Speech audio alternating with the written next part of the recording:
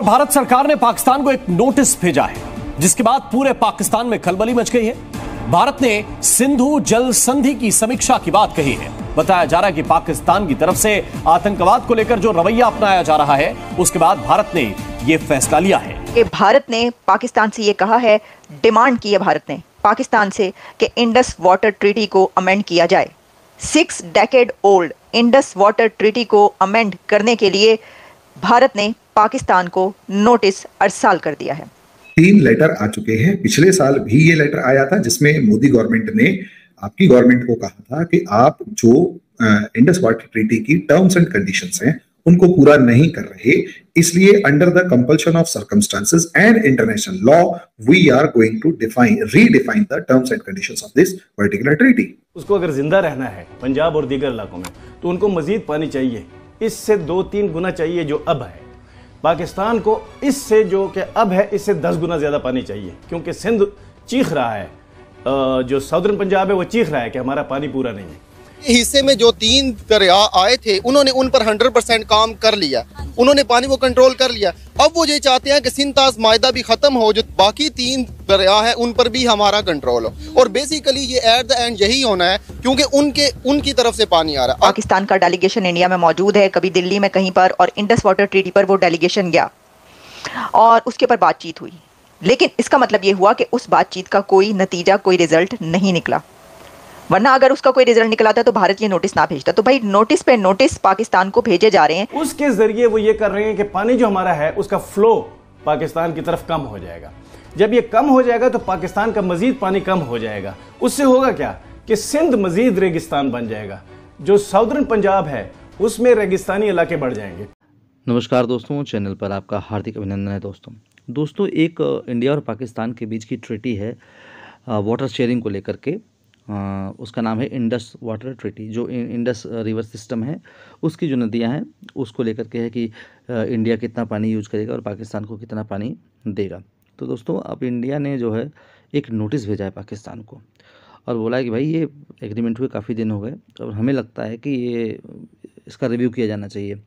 इसमें कुछ terms and condition ऐसी हैं जिनसे हम एग्री नहीं करते हैं, तो हम चाहते हैं कि आइए हम लोग इसको रिव्यू करें। अब ये जब पब्लिक उनको नोटिस मिला है, ये देखते ही पाकिस्तानियों की ऐसी तैसी हो गई है कि अब पता नहीं क्या रिव्यू होगा, इंडिया कौन सा क्लॉज जोड़ेगा और कौन सा क्लॉज हटाएगा, कितना पानी देगा कितना पानी नहीं देगा। पता चला गर्मियों में पाकिस्तान प्यासे मर जाए। दोस्तों इंडिया ऐसा कभी किया नहीं, लेकिन अब इनकी जो हरकतें हैं आतंकवाद की, उसको कंट्रोल करने के लिए इंडिया को ऐसा करना पड़ रहा है।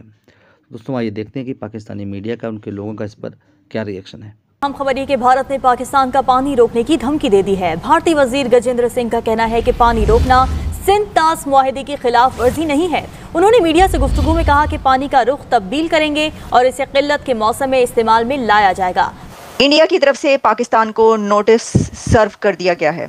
भारत ने पाकिस्तान को नोटिस सर्व किया है ऑन इंडस वाटर ट्रीटी, और इंडिया की तरफ से पाकिस्तान को ये नोटिस 30 अगस्त को भेजा गया और अब ये सामने आ रहा है। लेकिन इसका क्रक्स ये है कि भारत ने पाकिस्तान से ये कहा है, डिमांड की है भारत ने पाकिस्तान से कि इंडस वाटर ट्रीटी को अमेंड किया जाए।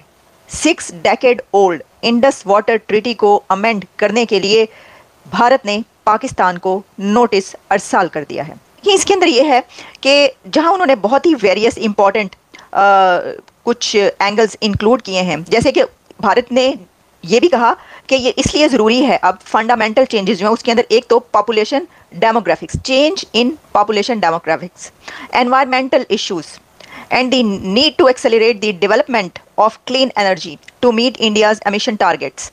बड़े ये जेन्युइन, यानी अगर आप ये देखिए तो ये भारत के बड़े जेन्युइन कंसर्न्स हैं, और उन्होंने जो लॉजिक्स बताए हैं, जो रीजंस हैं कि जी क्लीन एनर्जी की बात की है, डेवलपमेंट करने की ज़रूरत है, अब एनवायरमेंटल इश्यूज जो हैं वो इसकी वजह बन रहे हैं, और डेमोग्राफिक चेंज जो हो रही है पॉपुलेशन की वजह से, डेमोग्राफी वो एक वजह बन रही है। India has also cited the impact of persistent cross-border terrorism as one of the reasons for demanding the review। है ये असल गल, ये उनका कहना ही है।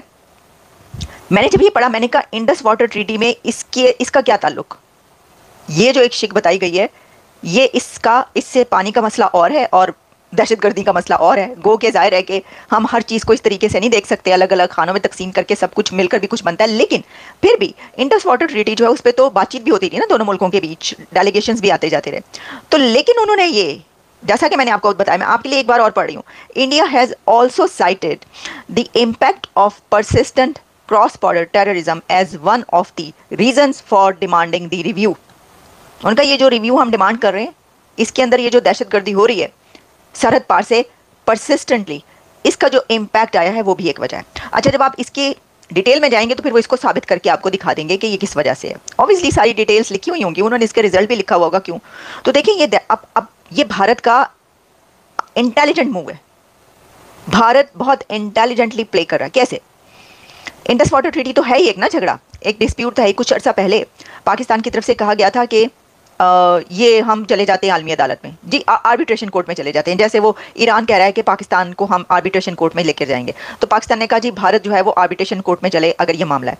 भारत ने कहा कि ये तो दो कंट्रीज़ के बीच का मामला है, तो जो भी दो कंट्रीज़ के दरमियान होगा वो थर्ड पार्टी को हम एक्सेप्ट नहीं करते। उसका कहना है कि हम किसी भी थर्ड पार्टी को अपने किसी मामले में एक्सेप्ट नहीं करते। जैसे कि कश्मीर के मुद्दे पर भी वो यही कहता है कि नहीं, नो थर्ड पार्टी, आपस में आप बायलैटरल इशू तो आप हल करें।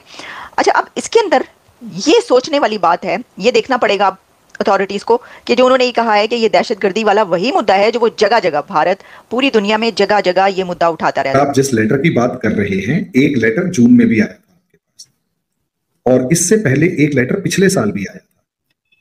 3 लेटर आ चुके हैं। पिछले साल भी ये लेटर आया था जिसमें मोदी गवर्नमेंट ने आपकी गवर्नमेंट को कहा था कि आप जो इंडस वाटर ट्रीटी की टर्म्स एंड कंडीशंस हैं उनको पूरा नहीं कर रहे, इसलिए under the compulsion of circumstances and international law we are going to redefine the terms and conditions of this particular treaty. देखिए, असलियत में इंडस वाटर ट्रीटी के अंदर अगर मोटे तौर पर देखा जाए तो बहुत सिंपल सा एक फॉर्मूला अपनाया गया, जो कि मेरे हिसाब से क्या नॉर्मली किसी भी इंडियन को अगर देखा जाए तो वो आपको बताएगा कि वो ठीक नहीं है। क्या कि ऊपर वाली 3 नदियां हमने काउंट करवाई 6 rivers, Indus, Jhelum, Chenab, Ravi, Beas, Sutlej. Problem यह है पहली बात कि असलियत में वो 6 नहीं, वो 5 नदियां हैं। हमारी उस टाइम की जो गवर्नमेंट जिसने इंडस वाटर ट्रीटी साइन की थी, दे वर इडियट्स, नाउ वी आर रच। क्या कि असलियत में अगर आप ब्यास रिवर को देखोगे तो वो ब्यास रिवर जो है वो सतलुज रिवर की ट्रिब्यूटरी है, और वो पाकिस्तान में जाके नहीं मिलती, इंडिया में ही मिल जाती है। हरीके बैराज के ऊपर चेनाब और ब्यास और सतलुज रिवर आपस में मिल जाती है। तो पाकिस्तान में तो असलियत में 5 ही रिवर्स गई ना। अब इंडस रिवर वाटर ट्रीटी के अंदर उन 5 में से 3 रिवर्स दे दी पाकिस्तान को कि उस पाकिस्तान के ऊपर हम रन ओवर द वाटर जो हाइड्रो पावर मतलब run over the water project है वो तो बना सकते हैं, लेकिन हम उस पानी को ना तो रोक सकते, ना स्टोर कर सकते, ना डेविएट कर सकते। यानी इंडस रिवर से लेकर यानी इंडस, झेलम और चेनाब का लगभग 100% वाटर आपका होगा। सिर्फ खर्चे मतलब छोटा मोटा 10-20% इस्तेमाल कर ले सो कर ले। और झेलम उसके बाद नीचे वाली रावी और व्यास रिवर का जो पानी है वो इंडिया यूज कर सकता है, रावी, व्यास और सतलुज का, मेनली रावी और सतलुज का, क्योंकि व्यास तो ट्रिब्यूटरी है। अब आप अंदाजा लगाकर देखिए, 5 में से 3 आपको दी, जबकि इंटरनेशनल लॉ ये कहता है कि मेजॉरिटी रिवर वाटर के ऊपर मेजॉरिटी परसेंटेज उसका होगा जिसके उसके हिस्से में आएगा जिसके पास रिवर का ओरिजिन है या फिर जो अपस्ट्रीम में है।